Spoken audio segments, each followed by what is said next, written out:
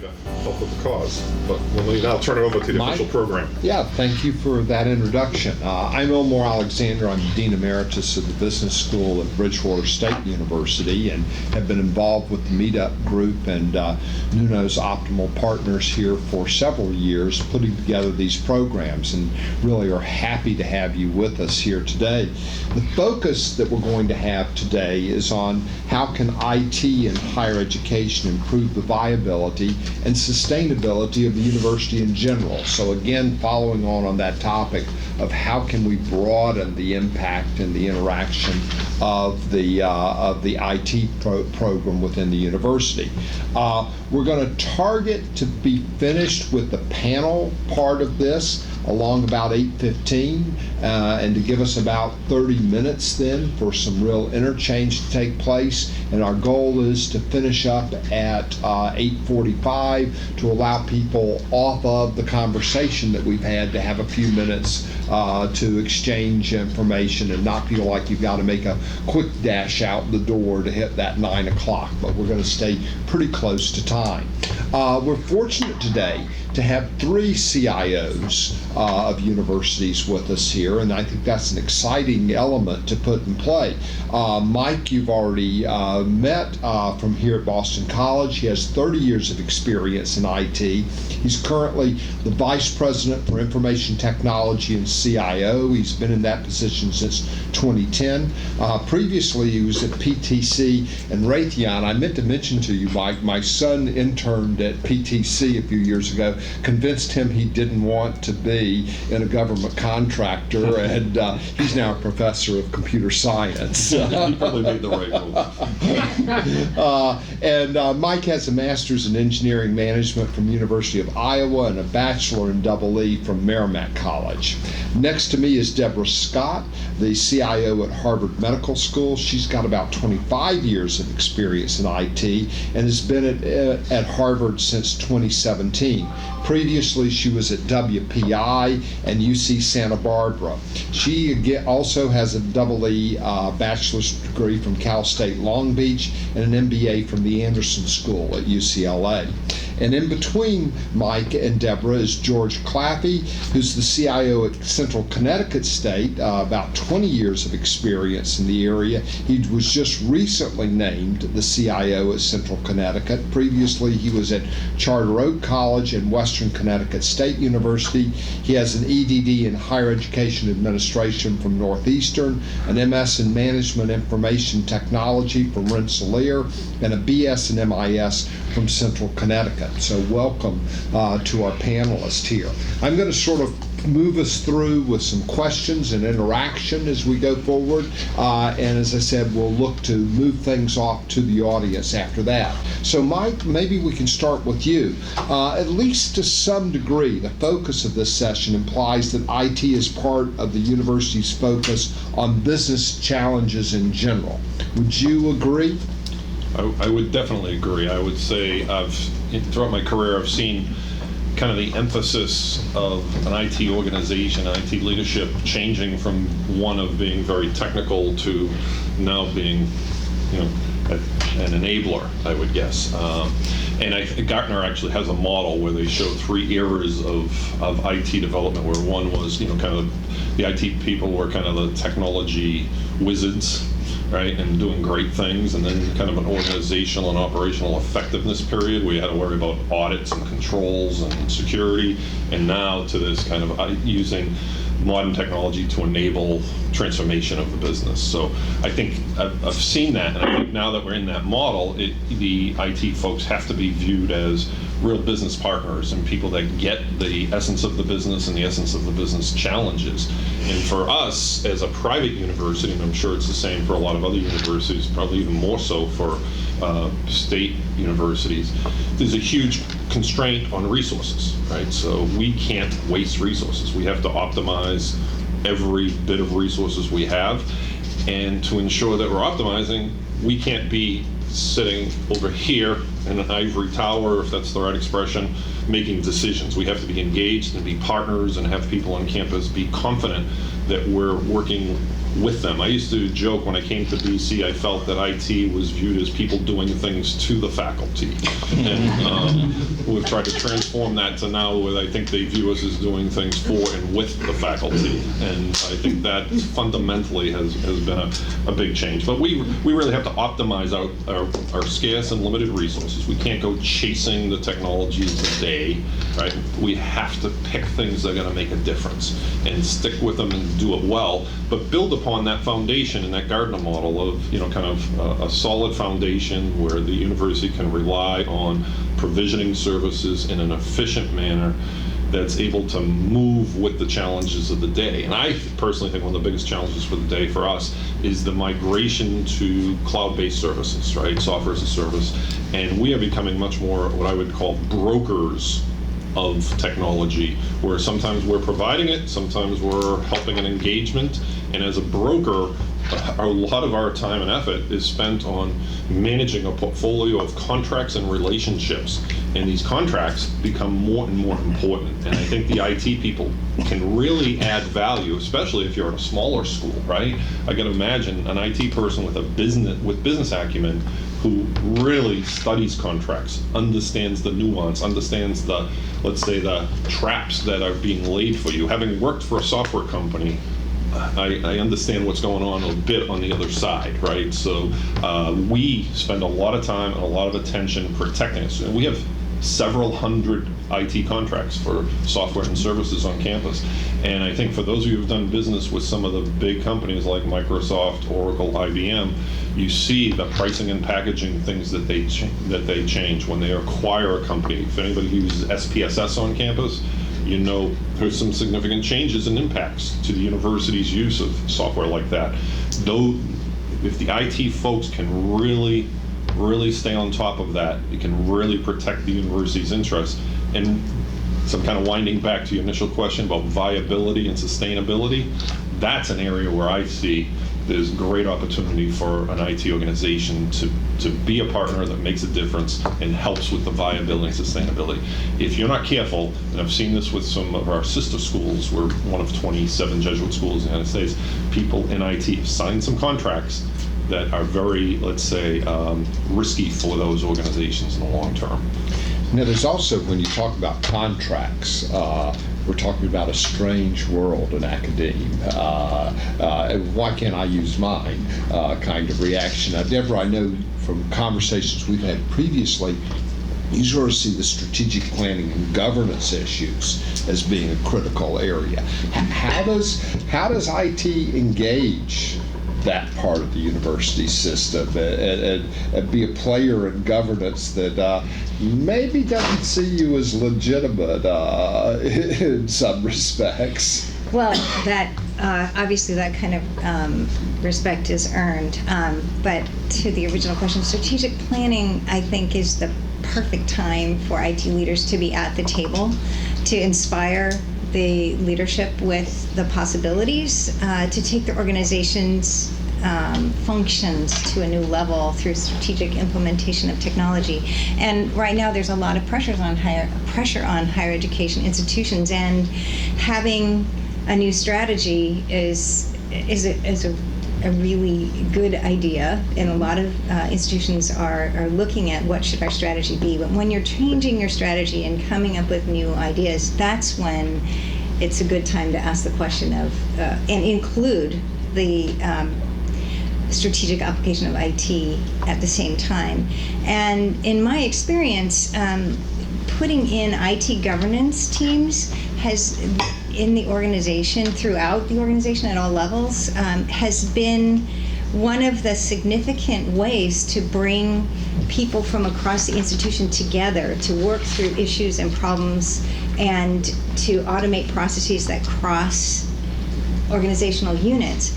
Because as an IT leader, if I have developed good relationships with all of those units, I talk to them all and I see the common threads of what they need from a technology perspective, but they don't necessarily talk to each other. They may be in competing organizations or organizations that don't normally interact. But for a successful digital transformation, we need to work across functions. So I found that the IT governance teams that I put together created that forum. They think they're coming because we need to make sure IT, is some sort of control. But really what I've done is foster a collaboration across the institution to do that hard work it takes to understand how do we break down the barriers and implement technology across the organization. Interesting.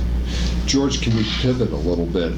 Can you talk about some examples from your experience of how IT has been able to work within the system to attract students, improve viability, what kind of outcomes? And I think to build on what Deborah said, and Michael, it starts with having a seat at the table, right? So, I think XCOM, is where a lot of those discussions have historically happened at the colleges or universities that I've worked for.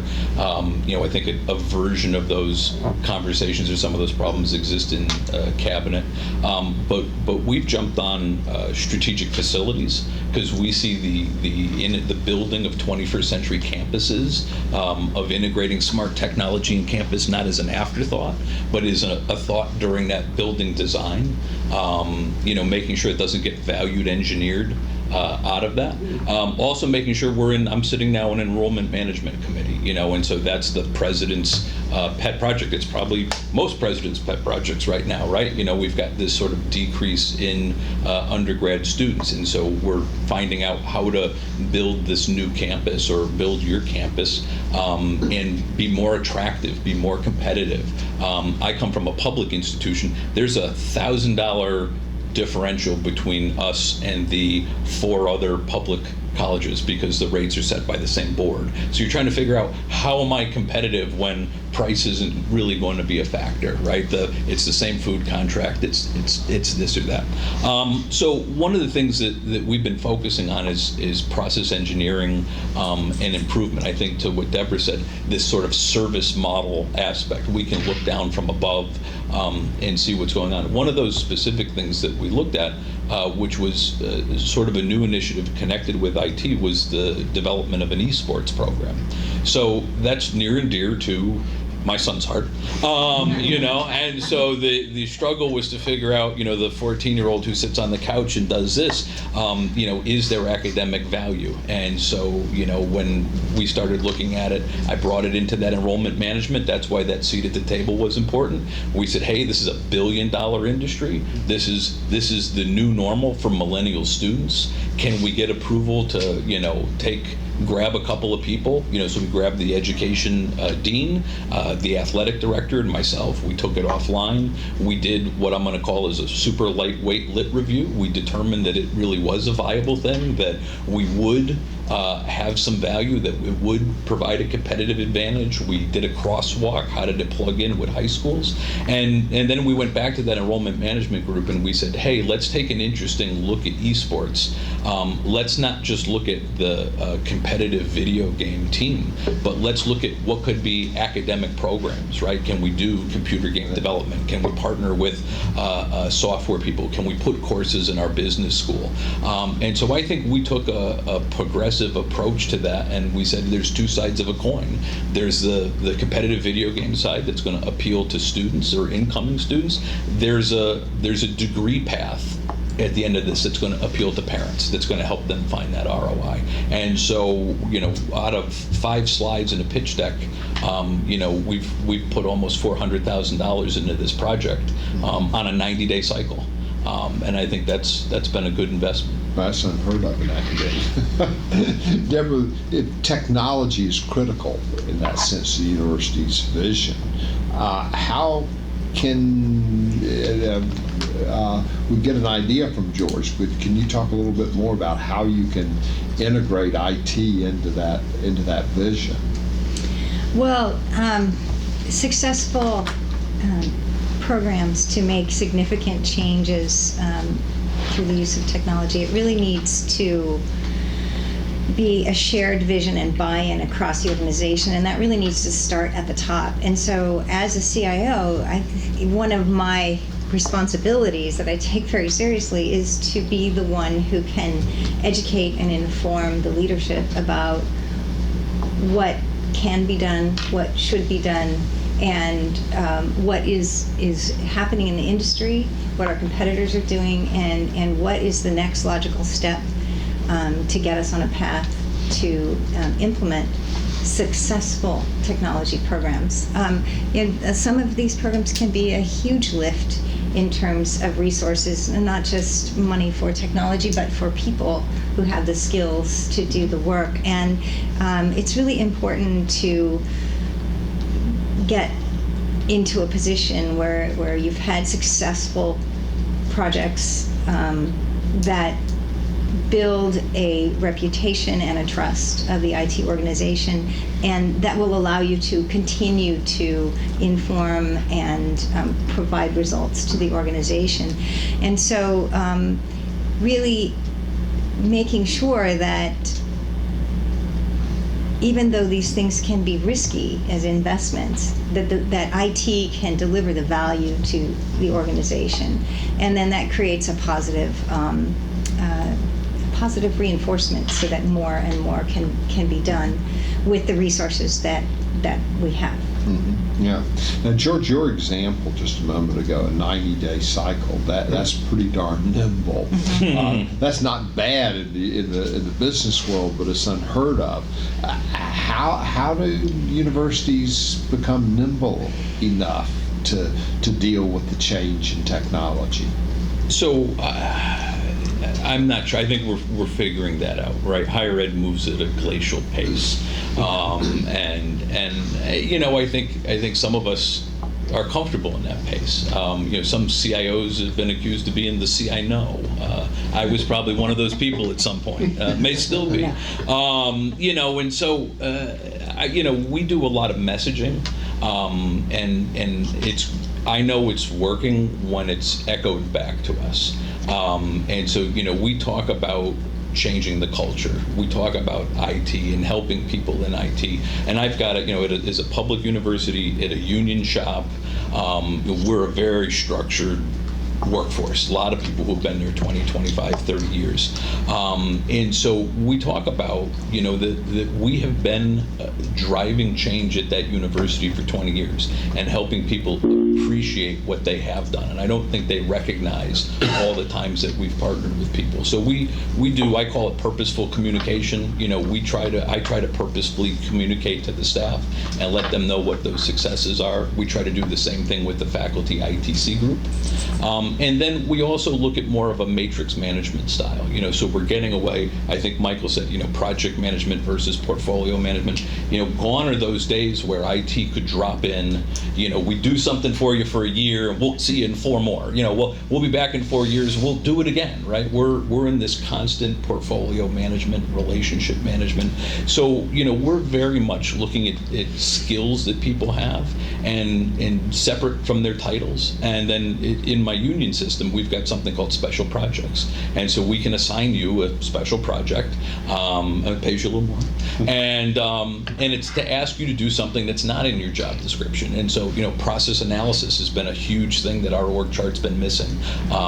Contracting has been a huge thing that we've been, fiscal support. If my IT shop was a nonprofit, our budget would be big enough to have a CFO, and yet there's no fiscal management in this IT, structure.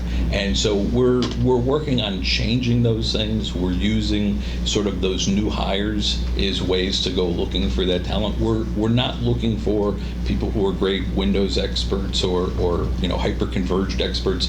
We're looking for people who can solve a problem they haven't seen before, whatever that problem is, that have positivity, that have a good energy. And so when I talk to hiring committees in IT about what they're going to do, they hear back, I have to be a positive person with good energy that can work on solving something I haven't seen before, because that's what we're hiring. We're not hiring people that have an MCSE or a CCNA. We're hiring people who can just solve, be the next person up, regardless of where they sit in that org. Now, these people are very expensive. Mike, you hop in here. How do you deal with the realities of competing with PTC or Raytheon for the talent that you need to operate a sophisticated IT function in the university? I guess it really stems from what Deborah and George talked about. It was about purpose, relationships, engagement, and if people feel that there's a purpose, I think people will, in my experience, people will go through a wall if they feel they're doing something important. You know, we have people coming in at 5 a.m. on a Sunday morning to patch servers, but if it's meaningless patching servers, that's thankless. But if they can relate that to they're doing something that's impactful, they're supporting a critical research initiative to help adverse conditions in Sierra Leone and Rwanda or something, you know, they will go through the wall. They'll be in here, instead of 5 a.m., they'll be in here at 3 a.m. to do it, right? That type of thing. And so I think it's having that purpose and having those relationships. You know, try to build a community. I say all the time here, especially at BC, it's all about relationships. That's what makes things work.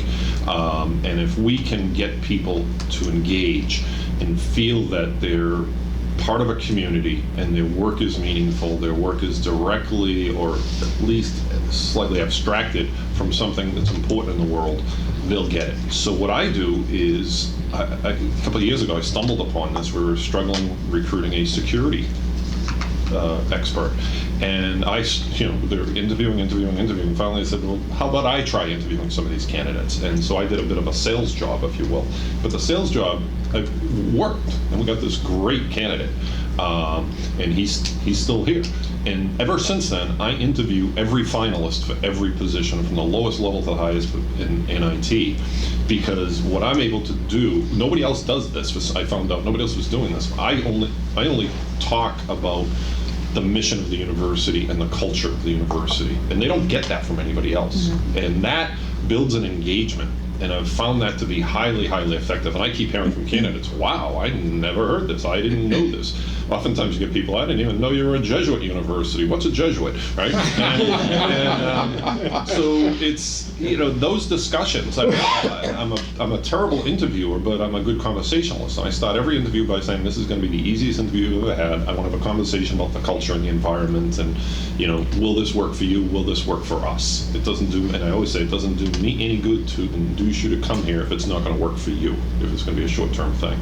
So that's, I think, the most important thing is building the culture, building the community such that when you get people, they're more likely to feel they're part of a fabric and want to stay. It's that stickiness is more important than anything. Then you do have the challenge of compensation, but I'd say that's a second or third order thing.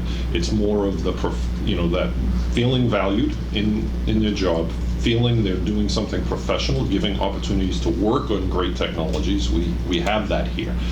Having a feeling that they're working with highly skilled professionals, right? And we've tried to really focus through our strategic planning effort on the professionalism of our IT organization through PPM and how we pick projects and business cases and all that type of stuff. So people don't feel they're just working with a bunch of techie people who are scratching wherever it itches, right? We have a plan, we're working together, and people see their role. Not perfectly, but generally, and I think we've been able to make this a lot, even though, we're not a business, we've been able to make it more business-like, and then people feel engaged.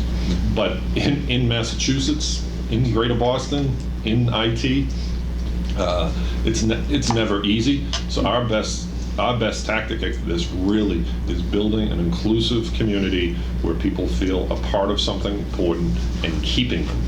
Our retention statistics are really good in IT, really, really low turnover. And please help us keep it that way. But, I don't want to sound like I'm bragging. We track this, we manage this. We're really attentive to it, and we have been thus far successful. But that could turn on a dime because of the real challenges. Yeah. Well, you can't talk about talent without talking about diversity. And Deborah, if I can come to you a bit here, I mean, you're in a field that doesn't necessarily have the greatest reputation for diversity, whether we're talking about gender or ethnicity or any measure. And certainly there's been lots of challenging press out there. How do you deal with the diversity issue in IT?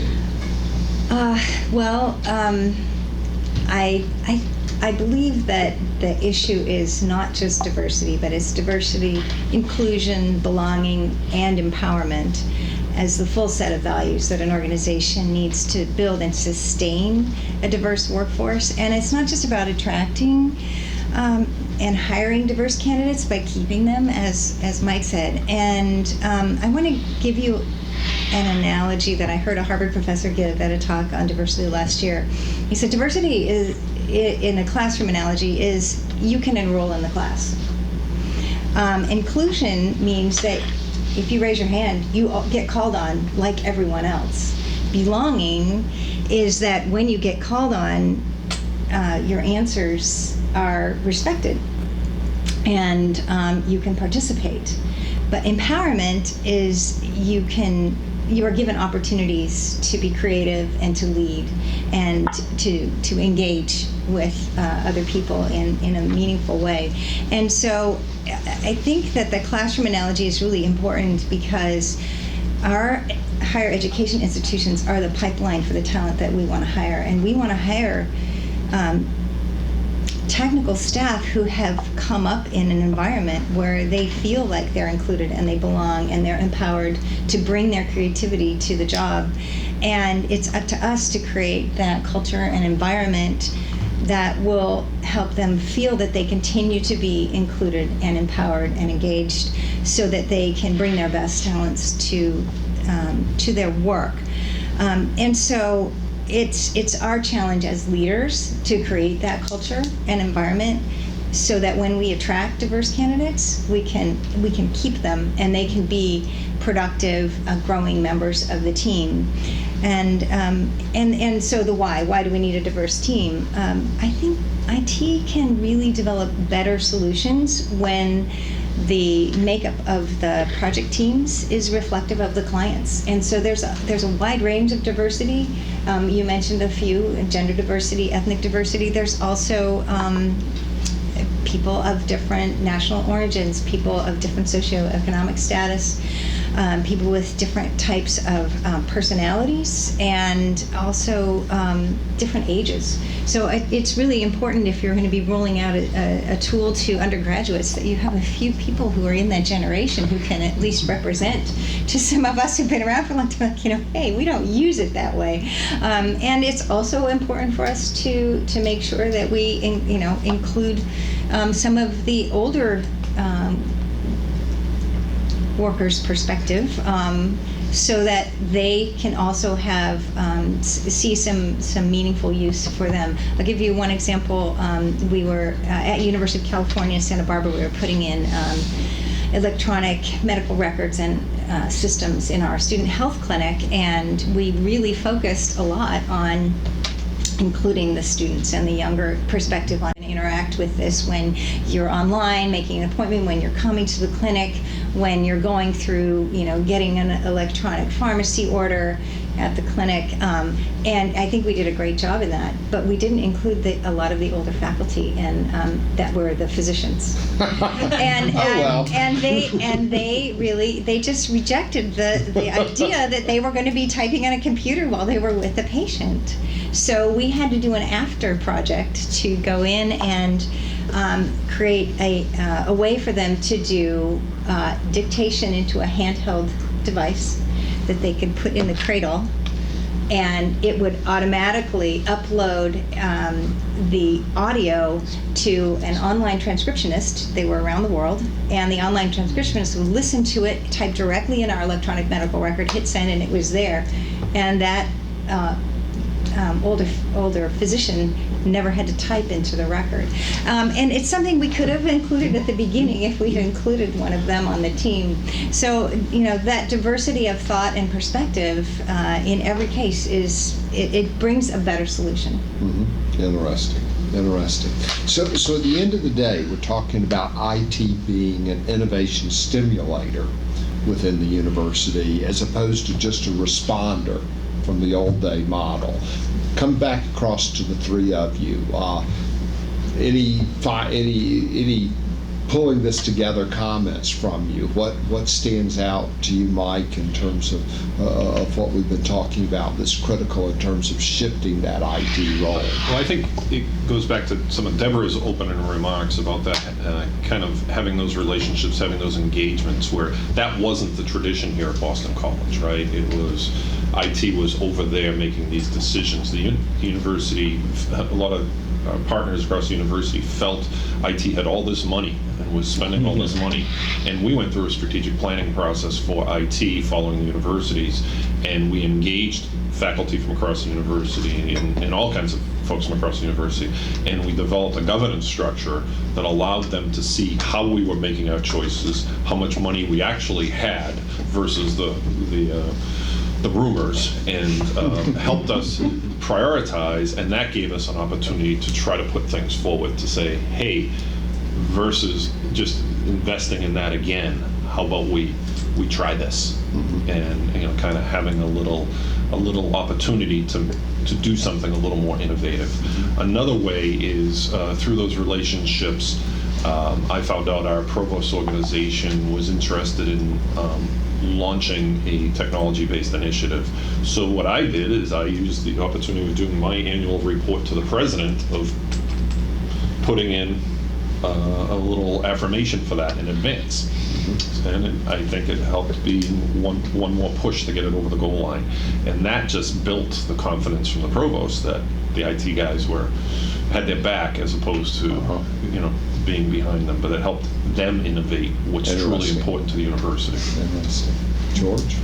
I think I think Mike's right. The strategic plan is a great place to get in front of that. We had some consultants come out, and we did what we call digital moments. And so instead of talking about technology, we talked about sort of aspirations of how do we find, if this was a theater program, how do we find students in high school that might be interested in a play that we're putting on, and how would we invite them, and how would we collaborate with them, and allow them to get to our campus and experience what we have to offer, while still being at this high school. And that concept rang so true, these 3 or 4 digital moments, that the president picked those up and then carried them into her institutional strategic planning process, right? And so, we looked at that and said, wow, we know we hit a home run when the president leads off their strategic planning with our slide deck, right? That's a home run.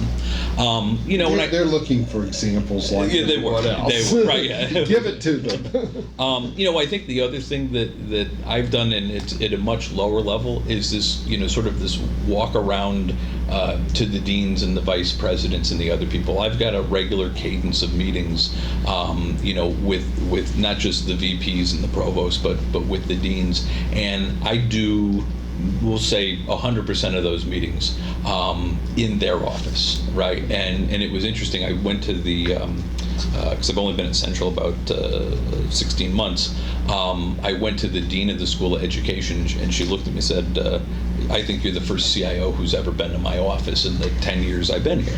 And so, what does that do? It gives them home court advantage. They're more comfortable. They're more open. They're able to, she was building a new building, and she said, I need to show you a problem I'm having. This classroom that we're building doesn't look like a K-12 classroom, and my job is to train students to go into K-12, and I need a smart board. I need a whatever. I don't need university tech.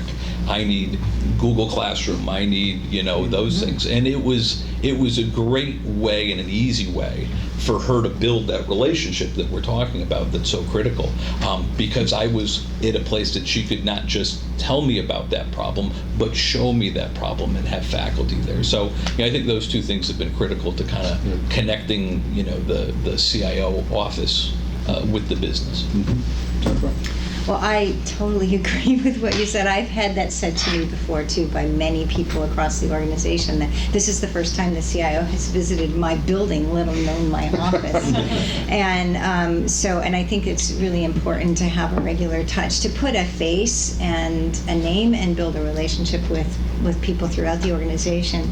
Another thing that I have found very effective is to do some ideation with people when you're having those kind of conversations, like, what is it that you'd really like to do that you haven't been able to do, and to just say, well, I can think of some possibilities that where we could make some change. And then there's always this dilemma of short-term versus long-term. When we ideate about something that could happen that might take us a couple years to get to, if you stop there, there's no immediate benefit. And sometimes people are having some current challenges that they need to have some help with. So I like to plan with people, like, let's get our long-term vision established. This is where we want to go. What can we do in the short term that will give you some benefit now, and then also put us on a path toward the longer term solution? So that short term, long term planning and really delivering some value in the short term that relieves some pressure, gives them a few new tools to get started. Then they're much more engaged, and their whole team is much more engaged in working together to get to the long term goal, to really put in some innovative technology. So that's Excellent, interesting. Let's open things up. Are there questions, comments from the group to push this forward? I Marlon? would be interested to hear if, as you're looking at your portfolio of services and kind of what you support, kind of how do you line it up in terms of there's a certain maintenance side, whether you have contracts or certain services you're going to handle, and then there's that bucket for innovation. Kind of, do you look at that intentionally with leadership to try to be sure that you're getting enough resources on the innovation side? Because there's always that tension of, I think part of what you're referring to, Mike, is that IT is expensive. Some costs are quite fixed, and so how do you carve out those dollars really to pursue innovation and to share that across the institution? Yeah, I think one of the ways we've done it is through this governance structure, where they get to see how we're allocating our capital dollars to new projects, upgrades, maintenance. You have a big ERP system and you got to do an upgrade. That can be expensive, right? But we also, I think, have had to prove that we're carefully managing our portfolio. We have a multi-million dollar maintenance and services budgets, right? And left unfettered, that thing is going to continue to grow. So they know that we work very closely with our purchasing department to cap growth in every contract as best we can, and that we're actively looking out there to retire, sunset, kill, whatever services that we can. And sometimes we take aggressive moves of running things without maintenance if we need to make a cut, because our university, even though we're relatively fiscally stable, we are very tightly managed. So to help support investment in strategic initiatives in the university, we had to reduce our budget. Everybody across the board had to reduce their budget, so the operating budget, so they could take money to invest in strategic programs. That included us. So at a time with unlimited growth, we had to take our cuts and show that we were able to do that with increased pressures to do more innovation. Great, thank you. Any other? Well, another really important point about governance is that it gives you a forum for prioritization.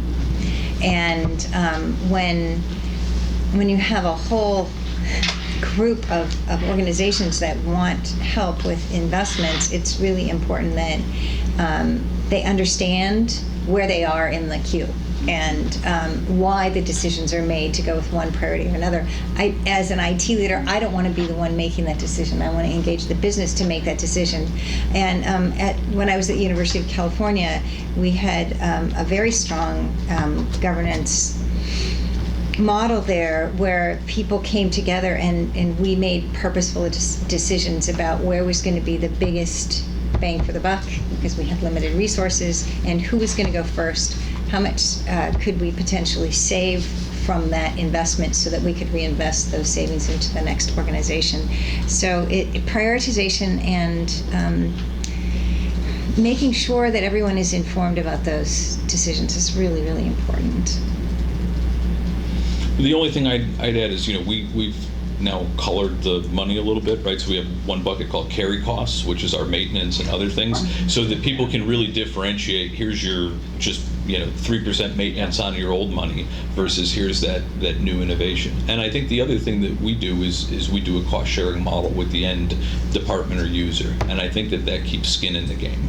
I think it's very easy for through the ITC or through something else for someone to say, hey, I need this software, and so historically we could buy that, and then that faculty might leave. They may not be the department chair. That may not be a school priority. And people go, oh, well, everything I'm renewing maintenance on is whatever I had last year plus. And so when you split the bill 50-50 with an end school or dean, they're as aggressive as you are at making sure that they're really getting the value out of those dollars. And that really helps, I think, prevent things from sort of staying on your budget list that you're not getting the full value of. And we've been lucky. We've had deans that have partnered with us and said, hey, we don't want you to, we'd rather take that 50% you were going to pay on this and apply it over here. We're going to deprovision this at a dean level. And that's a win for us. Thank you. Michael? Yeah, if I can go back to the viability and sustainability theme. Clearly, many institutions are having issues with sustainability these days, and we've seen a bunch of them drop off and probably more to come. And then when I think about the role of IT and what can IT do, sort of started thinking about administrative and academic. And then, George, your example of esports led me to think about the academic side a little more. As technology becomes increasingly important in every field, and having been an IT faculty member since I think before the abacus was developed, it's clear to me that academia is always behind practice. You gave an example of really sort of guiding the curriculum. Are there other possibilities beyond sort of the obvious of a sort of a new technology? And again, I'm going back to this, technology impacts every field that we can imagine these days. So I would say, I think there's we're all probably here because we're lifelong learners, right? That probably is the most we have in common in this room. And we often recruit or hire people that have that same passion for continuous learning. And so I think, when we were doing esports, we looked at, this is really the gamification of aspects of higher education. And so we've got a tremendous, I live about 8 miles from campus, and I've got 2 kids that are one in middle and one in high school. And so we go, and often I'll see the diploma from the school I'm at hanging in one of these. So I said to the Dean of Education, I said, these schools are trying to do professional development for K-12, right? They want gamification, they want STEM. What continuing ed programs are we bringing out to the teachers, right? We have this amazing alumni base, 20,000 that are in Connecticut that we think are active in doing something in education.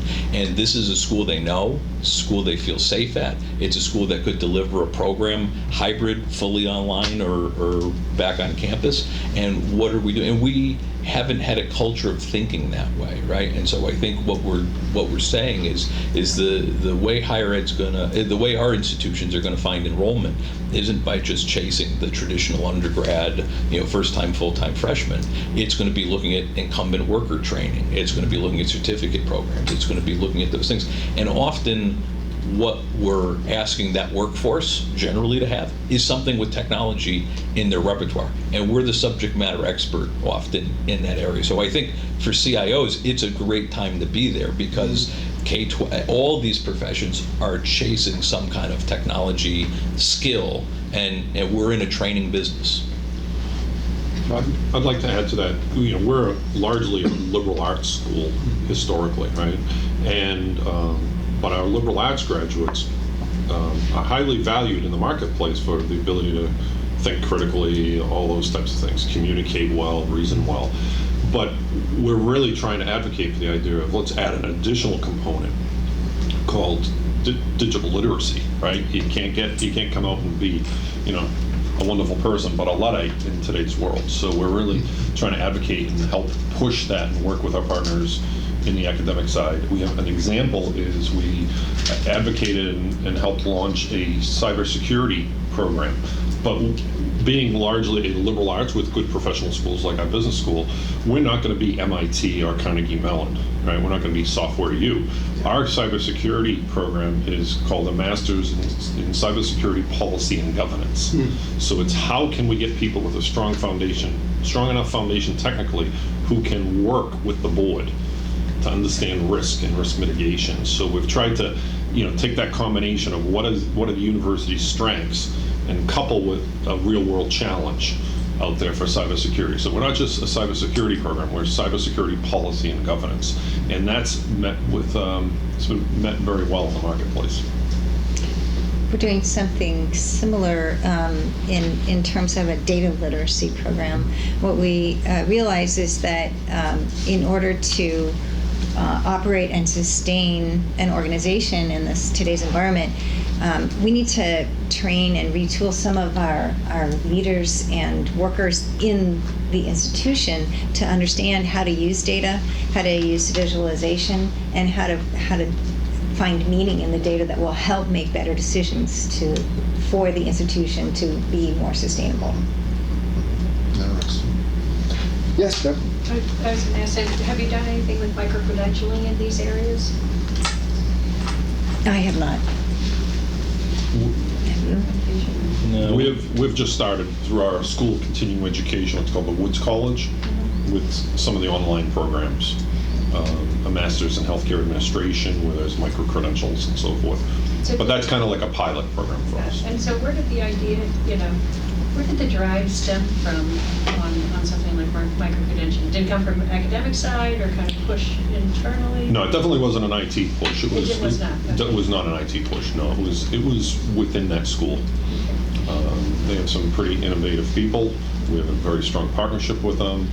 Brought in, did kind of analysis of what was going on in the marketplace, competitive analysis, and it was the decision that would be a good place to just start those efforts. Yes, James. So at our college, we have a diverse range of age on the faculty side. So innovation is, I wouldn't say a challenge, but sometimes it can be definitely something I got to put on the pin when I'm thinking about bringing out something new. So the academic directors are always loving the new technology, but the problem is, as much as they see when we talk about strategic planning, how it's going to improve the classroom, improve the learning for the students, the teacher is going to be the focal point. So when you talk about innovation, how do you sell it top down? How do you ensure that your voice is being heard, that yes, don't worry, the support's going to be there? I'd like to hear examples of how you've been able to push any particular innovation or project through. Because your academic dean's going to love that. Yep, we've always wanted that thing. It's budgeted, great. But the faculty, well, by the way, Mrs. Johnson down the street, she's 78 years old in that class, and she's not retiring for another year. She's got to use this technology. Well, I would say we push it where appropriate. We don't push it on a broad basis. So as you described, we built a new classroom building 4 or 5 years ago. It had to have chalkboards. Yeah. Whiteboards and chalkboards and smart classrooms, right? So we're maintaining. That's not good for technology. Talk about the chalk. So whiteboard was innovation for some of these folks. We have people who have been teaching for 60 years, right? And so you're not going to change that. That's not going to add value. But we have the whole spectrum, right? And we try to engage where that's appropriate. So we developed.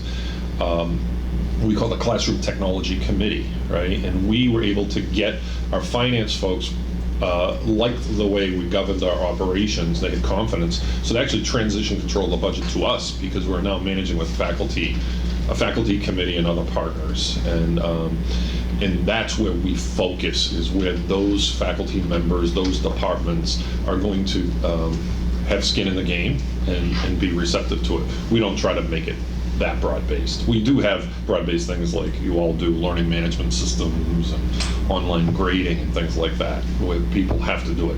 But we don't force the issue where it's not going to be well received. I don't know if that gets to your question. It's a part A. Maybe I'll tweak it a little bit for the follow-up on that. Go ahead. Go ahead. Okay. I think one of the things that we've done that's been very successful is sort of a summer training institute. So that sometimes comes with a stipend. Sometimes it comes with some kind of new piece of technology. And it allows us to evangelize a new project at the faculty level, and I appreciate that concept of there's a faculty that's more traditional than perhaps freshly minted tenure track people. One of the things though that we've recognized is that the promotion and tenure committee doesn't like failure, and it may not reflect well in a P&T process. And so we've actually found that full tenured professors, even some they're closer to retirement than not, have been some of our best evangelists because they feel bulletproof. And they can take a mentoring role. And so it's that dialogue on how we're setting that up, how we're talking with them about that. I mean, we find a lot of value in our Information Technology Committee, which is a subcommittee of the Faculty Senate, that has a nice mix, and we often try to recruit people, to help be an evangelist. And we talk to them about what we want to do and if it's going to fit and what the best way to drive that forward is, and we really take their comments and feedback to heart. It's not always successful, right? Sometimes but we try not to do it as a top-down push. We guide it from the top, and we try to really get the evangelization to happen from the bottom up. I think it's really important to identify who in the faculty are interested and engaged and can help influence other faculty. And so I found that oftentimes that is the person who's the biggest naysayer, because they have strong and passionate opinions about things. So it's important to establish a relationship with those faculty and find out what is your issue, what is the problem that you see that you're, ringing the alarm on, and how can we work to get to the root cause of solving that. Mm-hmm. And then you can turn the biggest critic into the biggest evangelist for technology change, because if they feel that you actually understand the root cause, you're working together with them to put a solution in place that will work for them, then they are equally as vocal. They're just vocal in a positive way instead of a negative way. So really engaging the faculty and the ones that are outspoken, and oftentimes you think, oh, that person is so critical, but they can, if you support them correctly, they can turn into an evangelist for you. So I had great success with that. In a similar committee, the person who was elected to be chair of the faculty Committee on Information Technology Policy, people were like, oh, you got to watch out. This person is really negative. He really isn't an advocate of IT. And after working together with that committee for a couple of years with him as chair, he was the one who got up in the faculty senate and sold my project. I didn't have to. So, and that was much more effective. My perception is that a medical school is very, very different than higher education. You've been both sides of the street. How different is the world of working with doctors? It is very different, and again, people had said, oh, my goodness, working with faculty is challenging, but MD faculty is probably going to be more challenging. But I found that they are very, very caring, very adroit, very insightful people to work with, and however, they do have the they have the challenge of being put into academic leadership roles for which they're not trained. So they're very well trained to be practicing physicians, and all of the deans, well, I shouldn't say all of them, most of the academic deans at the medical school are practicing physicians in the hospitals. And so it's important to recognize that they have a huge part of their mind is still thinking about patient care, and they want to be able to be good leaders and good stewards of their university resources. But I feel like it's important to keep them engaged and informed and understand who are the people that report into them that are going to be the partners to work with, so that they can see the results. So it's really about connecting with them on getting a shared vision with them and their organization, because it really is the staff leadership that work for the academic deans that will be our partners to carry out the work. And making sure that alignment is there is even more important than when I was at a four-year school, because of their limited amount of time and experience with engaging. Yes. I just have James? one question. Yeah. No, go ahead. So in regards to innovation, like I'm from, again, a small university.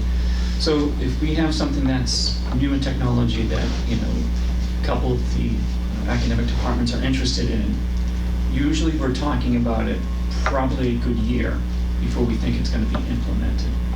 At a larger institution, there's, and I'll just use like AR or VR, for example, as a tool.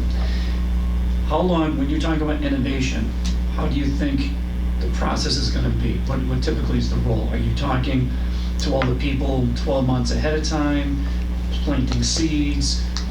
Do you already, based on project management, know that once you start talking, it's a 6-month deal? Plus, you also have to worry about budgeting and stuff like that. So you've got finance that needs to be aware of a tentative project cost, because you have to figure out, well, this is what's going to cost. Is it in the budget for next year? Do I have to wait the next year? Do I have to split this with academics? That type of stuff. So when we talk about innovation, that's going to affect the campus, how long are you planning on implementing something that's brand new? Anybody can answer that. So for us, it varies. It varies. I don't say we have a common cycle for any of it. Depends on the breadth of what the implementation is going to be. So that might be more than a year. When you start those discussions, do evaluation, understand where you're going to go, make sure you have enough funding to do it. But we also do what I like to call skunk works projects a lot. Have anybody heard the term skunk works, right? From Lockheed Martin out in the desert, right? Yeah. Kind of doing things under the radar as a proof of concept, Yep. as the enabler to Yeah, get we the did funding. it with our LMS. Yeah. Our school has actually only had LMS for 5 years, but we actually implemented that. We had 3 faculty that were more techie. We had, of the 3, one was not so techie, but she wanted to try it. And then we did that from like February to July. And then in September, they introduced it, and those 3 faculty sold it, so. I mean, as far as the cadence, I think one of the challenges, or one of the things that I've done is we call things a pilot. There's a lot of safety in the word pilot for you, for the faculty, for everybody, because you can fail in a pilot and everybody kind of walks away and you go, hey, that's okay. So, when you talk about, we got into, I used to work at an online college, and so the potential for AR or VR to connect a fully dispersed student body was really interesting. And so we were tracking Samsung, and you're going to clip your phone on it, whatever. And so we got somebody, we bought a couple of devices, we put a pilot project on board for 6 months, and we said, there's a limited investment, we're going to put a chip on the board, spin the wheel, and see what happens. And we'll know a lot more 6 months from now about what the scalability is, what the support costs are going to be. Can we do this? And so a pilot has been a very, I think, safe sort of vehicle for bridging that sort of academic, faculty, budget, CFO, kind of area. Sure. So, before the call, I was actually having an interesting conversation with some of the CIOs that are on the phone, and they may have some questions themselves. But one of them was mentioning a big challenge that he's having. He's basically had about 20 to 30% reduction in enrollments over the last year or 2. So, as a CIO, if you were in that situation, right, what would be the top 2 or 3 things that you would do? What would be your advice to someone in that situation? Oh, I think that if it's attracting students, you have to have good end user engagement right from the earliest part of recruiting, and treat so that the students feel that they're going to be able to engage with the institution in a way that they're used to and comfortable engaging, and that's in a digital way. Definitely. I'd say you have to have a good offense like that, but you also have a good defense, because I think if you've seen a reduction of 30%, you run the risk of being in a death spiral. Yeah. Right? You know, it becomes somebody says, "Oh, that school under-enrolled by 30%. Do I want to go there?" Right? And so I think you have to be really aggressive in terms of cost cutting too. Yeah. And it's not with a pruning knife. It's with an axe if you've cut 30%, because most schools are tuition dependent, right? Most schools are tuition dependent, and a school that suffered that loss is I bet a lot of money is entirely tuition dependent. It's probably heavily into discounting historically. Right. So they're not going to be able to address. You'd be very hard pressed, despite a great offense. You'd be very hard pressed to offset that. So I think you've got a new reality, and that new reality the CIO has to support by reducing the cost basis. And I'd just jump on that, right? I mean, I think to that point, all these vendors who say they're your partner, it's time to call them and tell them you're in fiscal distress and you need to change your contract terms. And we did that on the state of Connecticut side. I mean, we had budget cut. We were largely dependent, 50% on an appropriation from the governor. And so when that got cut, we reached out to the Blackboards and the Banners and the Lucian, all those people, and said, hey, we're not going to be here in a couple of years, so you can help us, or you can just, the burn rate's going to be higher, faster. The other thing is, what are the things that we're doing? We had a help desk, IT help desk, and we found out that admissions didn't have a call center arm that they needed. We converted our help desk into a call center for outbound calls. It's not what we were trained to do. It's not what we knew how to do, but the tech was there, right? Cisco call center was there. We were using it, and instead of being defense, we went to offense, and we did it. I'm not sure we would do it again, but I think it was the application of something that was in our toolbox in a non-traditional way. And people saw us as a partner. They saw us as trying. They trained people up. Is that not critical, that you were seen as a partner, that you were seen as concerned and willing to come to the table? Right. And I think that's the role we want to be seen as, right? So if there's a crisis, you can't put a CRM in 90 days. I don't think that's going to happen. But if it was, hey, we've got a bunch of students, we have the phones, can we make those outbound calls? Yes, we could. And, so they trained us. It wasn't perfect. But they were very appreciative, and the president saw that everybody was putting as much as they could on bringing that new class. Let me reach out to the folks on the telephone here. Are there a couple of questions there? Have we lost everyone there? Folks may be on mute. Here, I think I hear someone. On mute. Yes, a question from you. Thank you.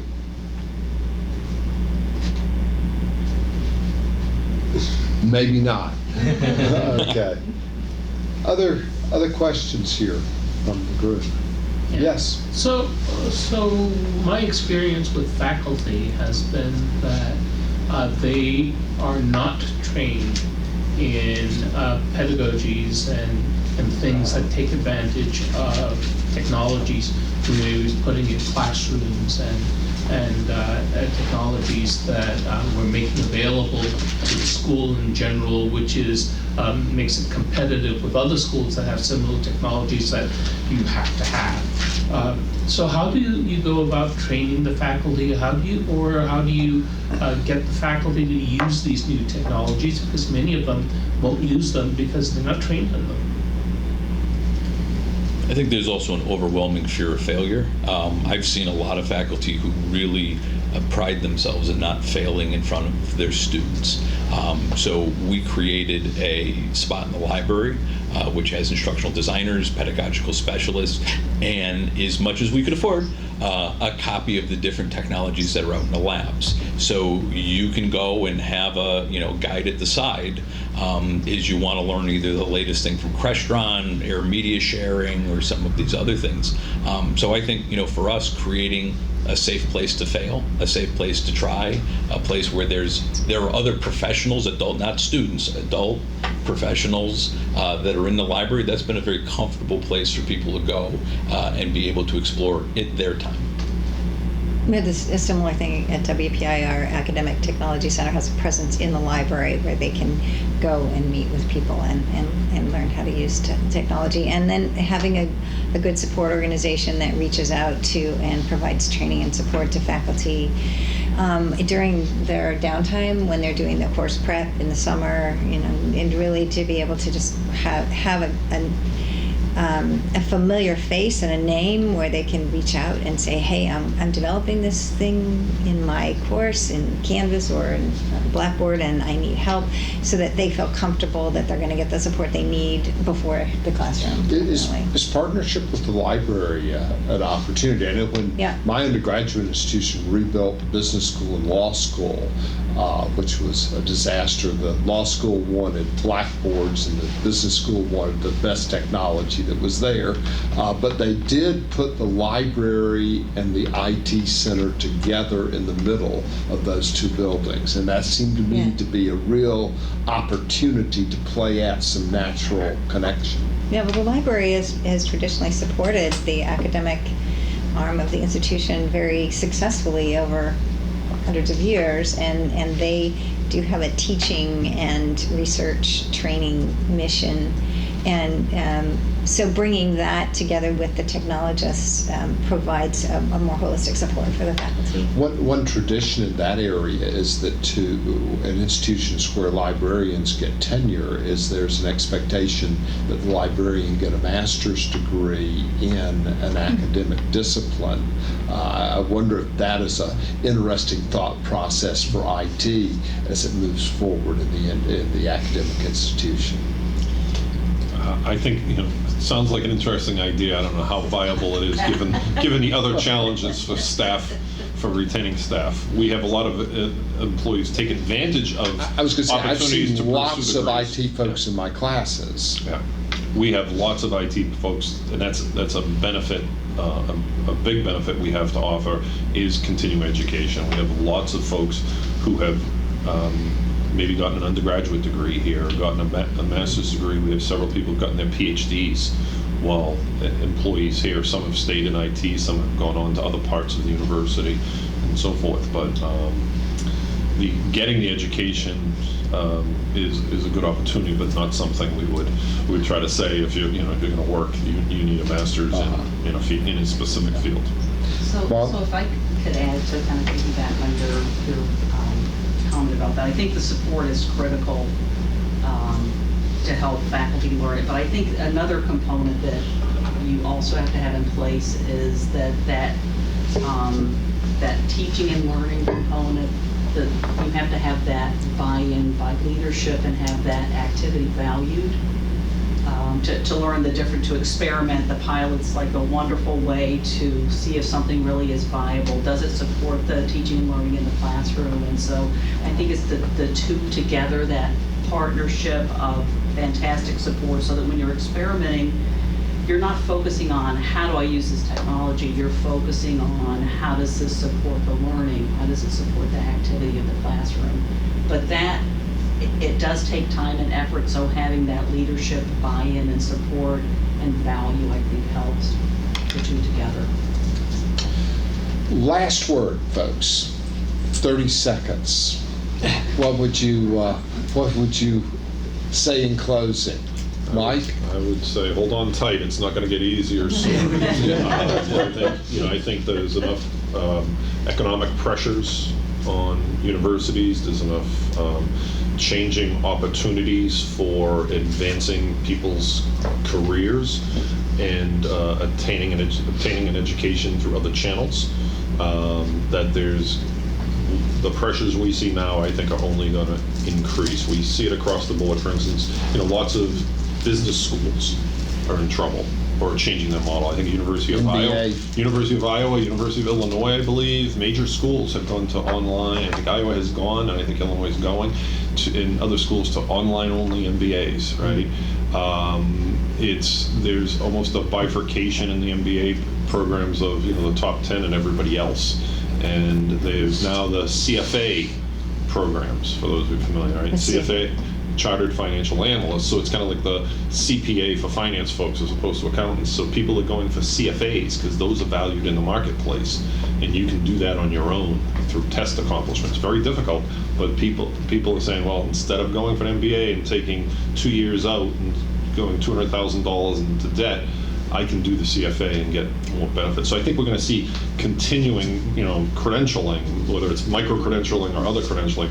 All these things pose challenges. And then, with whatever goes on with the government and regulation and, everything's being tweaked, right? There's a lot of government thoughts historically, but not necessarily over the recent, past 4 to 12 years on the value of higher education. And, like the Wall Street Journal ranking of schools, a lot of that has to do with what salaries are your graduates getting. Mm-hmm. Well, if you're a theology school or a liberal arts school, it doesn't play well to salary. Theologians, end up becoming priests and other things. They don't make a lot of money, right? So it's devalued in the marketplace, right? So there's a lot of challenges that are very distinct, and there's others that are very subtle. But I just think hold on tight. Yeah, George. I think it's easy to talk about innovation, or it's fun to talk about innovation. I think it's important to bracket that when you're speaking to other executives or to people about failure. This is a high fail, right? We're gonna succeed fast. We're gonna fail faster. So it's important to set that up. I was talking before this started.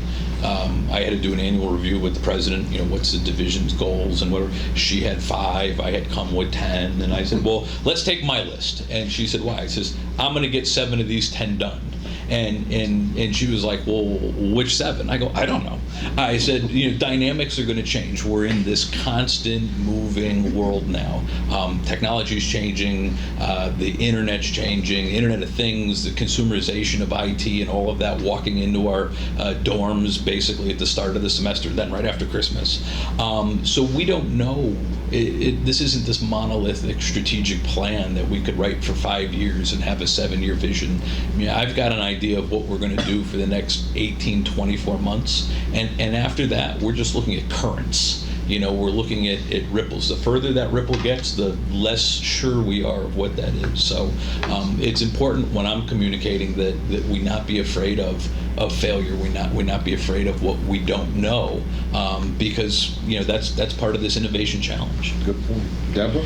Well, just to go back on the talent issue, really, it's so much of what we're talking about is making higher education more and more reliant on IT and technologists. And so I consider it a responsibility in my role to be mentoring and bringing up the people through career advancement opportunities and mentoring opportunities, and giving them the kind of leadership experience and training and professionalism so that they can grow and be there to help the institutions sustain and advance in their innovation in the future. So, all 3 of us have been in IT for a long time, have lots of experience, and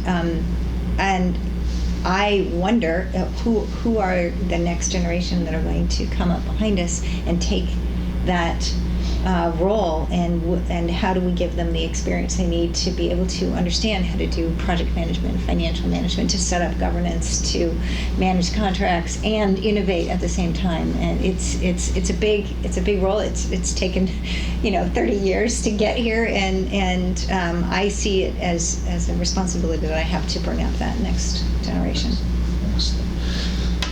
You want to finish us off? Well, just a quick question to the group. We also had a request for sharing of contacts. We had that request from one of the CIOs earlier. Is that okay with the group to share email addresses with? And if it's not, you don't have to say so now. Just come and approach me, and we can join me in thanking the panelists. And thank you for being here today. Keep an eye out for the next meetup. We've got one in the works. You want to make mention, or you and Deborah make mention of what we're up to? We're talking about doing a Salesforce focused, but I would say you could probably describe No, it it's better. not necessarily Salesforce focused. Yeah, the use of artificial intelligence on the back of the house side of higher ed. So we'll look at a program that an institution used to optimize course scheduling. So basically, rather than doing it the traditional way, when you want to teach the course, look at the data and then propose the best times to do the classes. LaSalle, Curry is doing we are using Salesforce to look at our sales funnel, and we're using artificial intelligence to look at data and predict which students are most likely to move to the next set of the funnel. Another application with financial aid. So just different institutions who are really kind of in the start of this whole artificial intelligence and seeing learn from what each of us are doing. Okay, look forward. Thank you for being with us this morning. And thank you for looking the phone. Thank you. Thank you, everybody. Thank you. Bye. Thank you.